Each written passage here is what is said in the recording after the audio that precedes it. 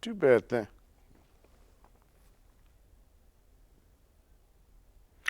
Bam.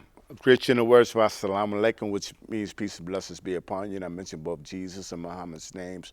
Peace be upon them both. They were both messages of truth and reality. You're looking at the Underground Railroad TV show. Me and Alderman Jones come on every Saturday night at 10:30 Central Time. But you can catch me and Alderman Jones on YouTube. As he says, Google it up. 7 days a week, 24 hours a day. Somebody looking at us now. But I want to say hi to the people in the United States, Central America, Canada, Asia, the Middle East, Africa, the UK, and I think Europe. I left somebody out. But he always reminds me when I leave. Huh? Mexico. In Mexico, when I forget somebody. But I want to, we're going to talk about what's going on in the news. And first, we're going to talk about local things. Then we're going to go to what's going on in the world. How you doing, Alderman? I'm doing good. Father Yah always helps me to do good. Shalom. Yes, and Alderman, please tell the people.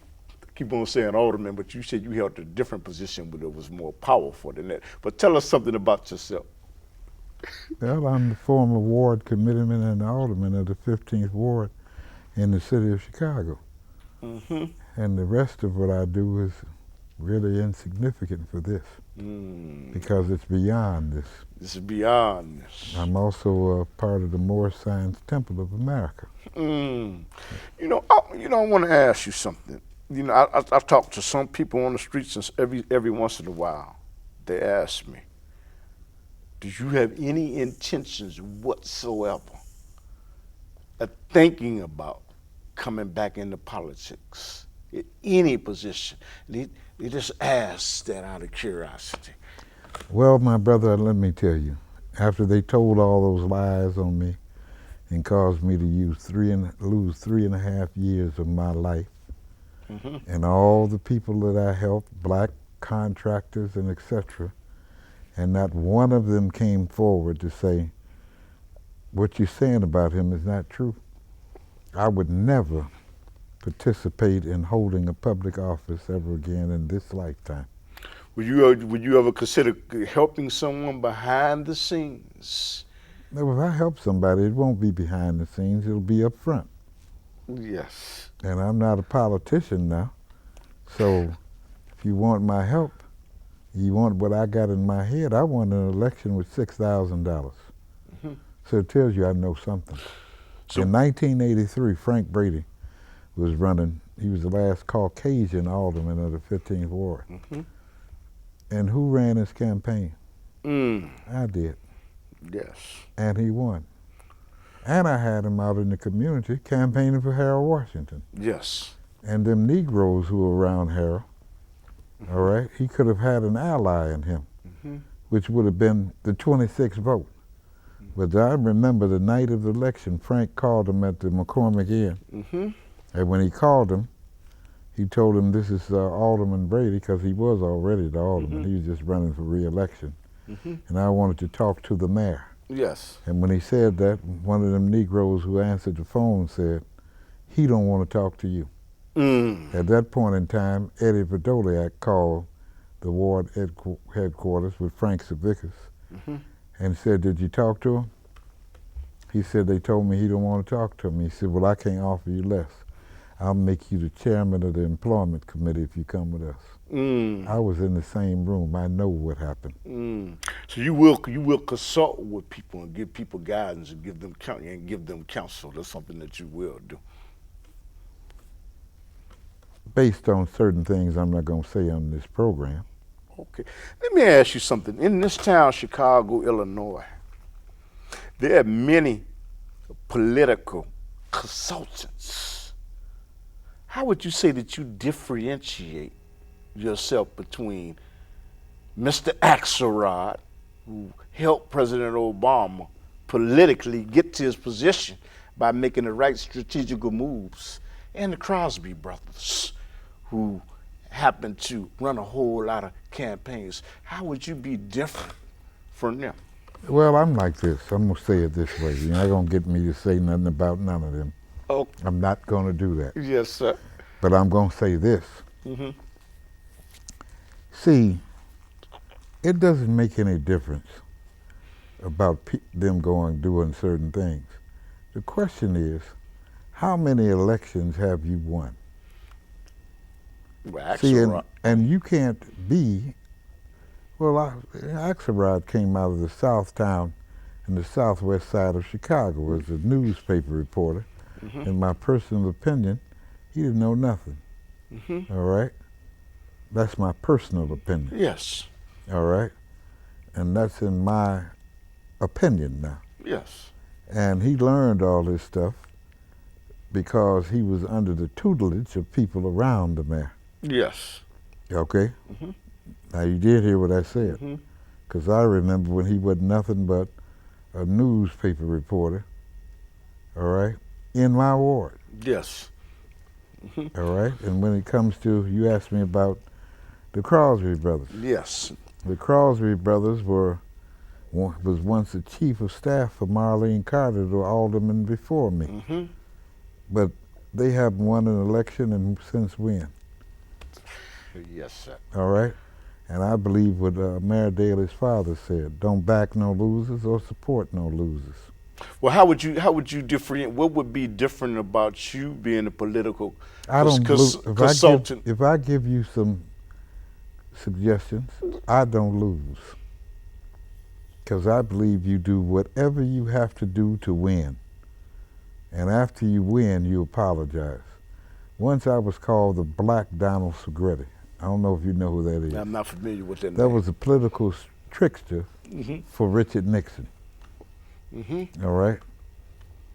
And I was good at what I did. And I learned most of the stuff I learned from a man named Bill Parker. Yes. He was the ward committeeman of the 17th Ward. And he was a brilliant tactician. Brilliant. Yes. And I respected him.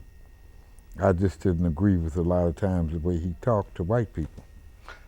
How do you, and like I said, you might not want to tell this, how do you differentiate yourself from the other political consultants that are out there? What do you have to offer that they're not doing? Now, can you discuss that? Well, most of them are only interested in money. They're not interested in winning. They just want to be paid. I don't believe in that.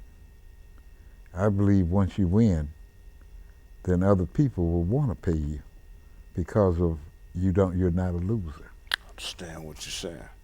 I understand. So as a political consultant, this is a beautiful thing.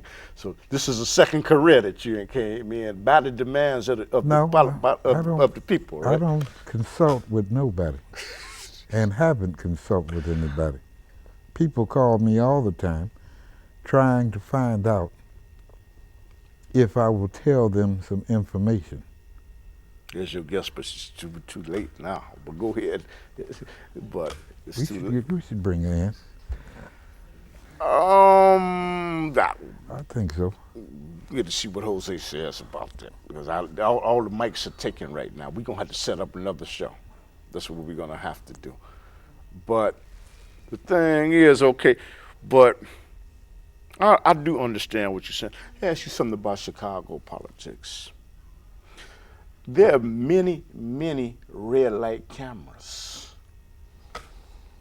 And isn't that against the Constitution that you're supposed to be served a ticket by a person and you cannot be served a speeding ticket by a machine? And how do we know that these machines are not malfunction?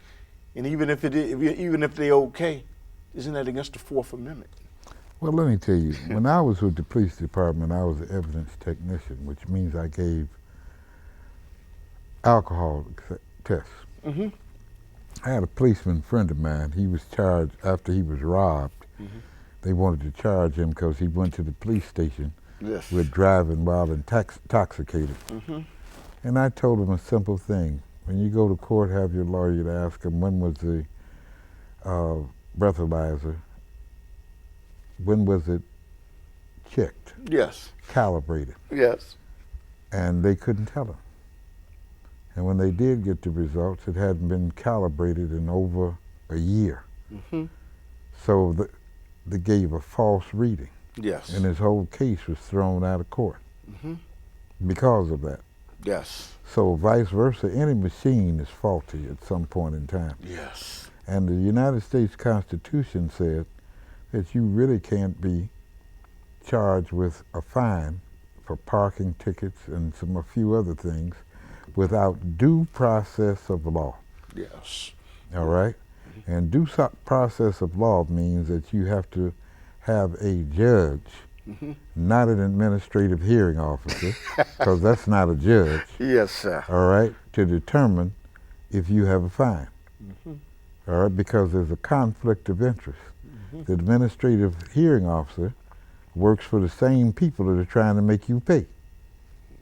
Absolutely. And nobody has ever gone to court on that issue. And Mark Wallace of WVON, I don't know if he's went to court on that, but I know that he wants to abolish red light cameras. Well, but every time he does it, they find technicalities to get it kicked off the ballot.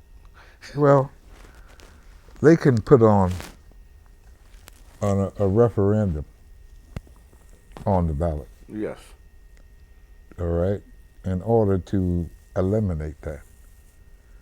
But under the circumstances, you're not going to get a lot of these politicians to go against what the mayor wants, Yeah. because most of them are bought and paid for. I understand. I understand. I want to, ask you about, this is one more question about Chicago. And then I'm going to ask you about what's going on in Syria after that. Do you think that they are building up, making improvements to Chicago to drive people out for regentrification, and now they're attempting to bring, some people say they're going to bring a casino to Chicago. And would this be a detriment to Chicago, or would Chicago benefit if they're successful? Well, when I was in prison, Mm-hmm. I met some guys who were in the mafia. Mm-hmm. And they told me in there that there was going to be a casino in Chicago, Yes. but not as long as Mayor Daley was the mayor. Mm-hmm. Okay? Yes. Once he was gone, it will happen. Okay. What was the issue about Mayor Daley? Why did they specifically didn't want him in office? Well, they were Italian and he's Irish. Okay. And they didn't want him to talk about having control. Okay. But it's coming, though. It's probably going to come let on the me- east side of Chicago, Let me right? tell you what they're doing out near you. Mm-hmm. The old steel mill, Mm-hmm. all right? They're going to get brownfield money from the federal government to clean up that whole site. I learned this over 20 years ago. They're going to clean up that site. They're going to build condominiums and a new south, like Michigan Avenue on the north. They're going to build that, and they're going to have condominiums that cost $1.5 million for an apartment, okay? Mm-hmm. And then they're going to have an expressway that goes from 67th Street. The monorail, yeah. No, I said an expressway. Mm-hmm. I didn't say a train. Mm-hmm. It's going to go from 67th and Jeffrey all the way out to 353. And then they're going to put the casino out there so that Ford Heights and some of those other southwest side, southeast side, all right, Mm-hmm. southeast side companies will be able, towns will be able to benefit from it. Let me ask you something, though. Something that they're doing to the people you may not know because you don't live in the ward. They're sending building inspectors in to find code violations, knowing people don't make a whole lot of capital in that community to try to drive people out. Like sending a building inspector in. So they're going over codes that may not have been enforced. Why are they doing this, man? Because they want to make Chicago like New York. The only people that will be living in Chicago are people with money. Is that If you right don't to have the no people? money, you'll be in the suburbs, south suburbs, where the buses stopped running at 7 o'clock Is in that the right to evening. the people? That's not right. Well, Right is that. in Yes. the book called The Protocol of the Learned Elders of Zion, it says, right does not exist. We rule because we have the might, not because we right. What can we do about it? We can't. Well, the people could do something, but they're not going to do it. Saul Alinsky said power runs on two poles. Those who have people and those who have money. Those who have money can only buy some of your people who are not sincere. I guess you're a consultant. I'm asking for a consultant. What do we do? Hey. You got to get people to vote. Yes. See, I don't believe in voting for someone. I believe voting against someone. Yes. You know, Jane Byrne, who they've had in the newspaper recently. Yeah. In 1979, people voted against Bolandic because they had snow and they stopped the trains going into the black community. Mm-hmm. All right, when Mayor Washington won, they were voting against Jane Byrne because she wouldn't put no blacks on the school board, and she wouldn't make a black superintendent of the police department. She got bad advice from them clowns that were down there, because they could have made a black the head of the police department and told him plain and simple, look, you just a figurehead. This guy who's the first deputy, he's really in charge, and you do what I tell him I want you to Follow do. orders. But of course, they weren't thinking like that, because they didn't understand real politics. I want to ask you, both of these people are your friends. President Obama is your friend, from what I understand. Okay. I want to go to world issues. He made a statement that ISIS, the group that is in Iraq right now, making advances, and that people even joining from the United States of America and UK, they had cancer. No, they were making advances. Okay. Your friend said that they had cancer and they need to be extracted. Well, But your other friend, Minister Farrakhan, said something similar to where there are drone attacks that are being made on Islamic nations and killing innocent people. So was Obama, who's right? Who's wrong? Is Obama wrong? Is Farrakhan wrong? well, I'm not going to say anything against Obama, because I value friendship. Okay. And if you're my friend, I'm not going to say nothing against you or let anybody say anything against you. All right? Now, I didn't hear Minister Farrakhan say what you said. Yeah, they are making attacks against. I said I didn't hear him Oh, say you that. didn't hear it? Okay. No. So I can't comment on something that I haven't heard myself. Okay. But I believe that the president is right. See, they use that excuse, and you know my position. They use the excuse that they're Islamic State. Well, I've read the Koran. I've read a lot of holy books. And I don't read nowhere in them where it tells you to go out killing innocent people. I agree. All right? Yes. And that's what ISIS is doing. They're killing children who are Muslims, everything. They ain't got no regard for none of that. Okay, listen to what you're saying. I'm going to turn around and ask you the question in a different way. There are drone attacks being made on Islamic people, and innocent people are being killed. Do you still stand by your statement? Well, the Russians have drone planes too. No, I'm talking about the U.S. I said the Russians have drone planes, and they could be having those drones to do that, so that the United States can be blamed for it, just like when they lied recently about the Ukraine and said they didn't have no Russian armies in Well, let's there. change it to hypothetically. Hypothetically, if that's being done on that side, do you think that's warranted? Now, I deal with facts. I don't deal with no hypothetics. Okay. But you're saying it's wrong if the Russians are doing it. So therefore, if the Russians are doing it, it's wrong. If the Americans are doing it, it's wrong too. Okay. But there's no proof that America's I'm doing saying it. All right? Nobody has said, well, the Americans are lying. Al Jazeera said this. Huh? Al Jazeera said Al Jazeera, the newspaper, No, I'm talking about the news agency. I said that's what I'm talking about. Okay. They can say whatever they But want let to me say. ask you a question. If the Russians are doing it, it's wrong to make drone. It's wrong to make drone attacks on innocent people. That is wrong. You agree with that, right? Well, Russia can't be an example because Russia, look at all the people so far they've killed in the Ukraine. We got 30 minutes. Let me ask you this Palestinian situation in Hamas. Who's right? Who's wrong?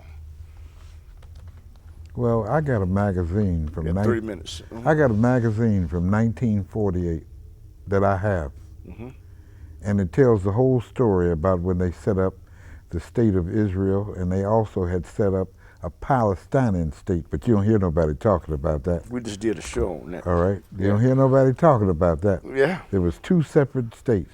And what happened was, after they set them up, and they originally wasn't going to have it in Palestine. They wanted to put it where the Congo was. All right? Yeah. And they changed it and put it in what's known as Palestine. So you're saying the United Nations, they had the right to do that. I understand what you're saying. That's what you appear to be saying. They had the right. No, they didn't have the right to do that. Okay. Because, first of all, Israel is in North Africa. Yes, got 2 minutes. You hear what I said? Yeah. North Africa. And the people that are there are not Semitic people. Okay. All right? I know our friend from the Anti-Defamation League, all right? He'll probably say that I'm anti-Semitic, but that's just the truth. Do you support Hamas? No, Okay. no. Because they're doing the same thing I just said, killing innocent people, even because they shoot rockets, trying to kill people in another country. And we only got 2 minutes. See, the Koran does not tell nobody to go out and kill innocent people. Yes, sir. All right, that's an absolute. Now, I've read the Koran from cover to cover, and it says something in it. There's a chapter in there called the hypocrites. It says, "Oh, ye know the hypocrites. They are the ones who holler the loudest. Yeah. I am with you." Oh, I gotta let you know something off air. I'll let you know off because you know we're running out of time, man. I mean, well, you got any closing statements? We only got a minute and a half left. This over already? Go ahead. Well, I have nothing to say, but the only thing that matters in the end is one thing: truth. Truth. You know, there's a brother named Dr. Henderson, all right, you can hear him on SOV, CPR. YouTube too, right? .com. Okay. And you can hear him as he talks about what is really going on in the world. And he's been to the International Court. And he's a brother who I respect a great deal. Yes. Because he's made them listen. Yes, I and understand. told them that they have to give restoration and redemption for you, me, and all of humanity. One more quick question: in Syria right now, should what's his name? The president of Syria, I think that's Assad. Should he be taken out of power? No, you see when they went to Libya and what they did, and you look at Libya now. Now you tell me, look at what they did in Iraq, all right? Now which would the people of those countries have been better off with, all right? Gaddafi. And Iraq? Saddam Hussein.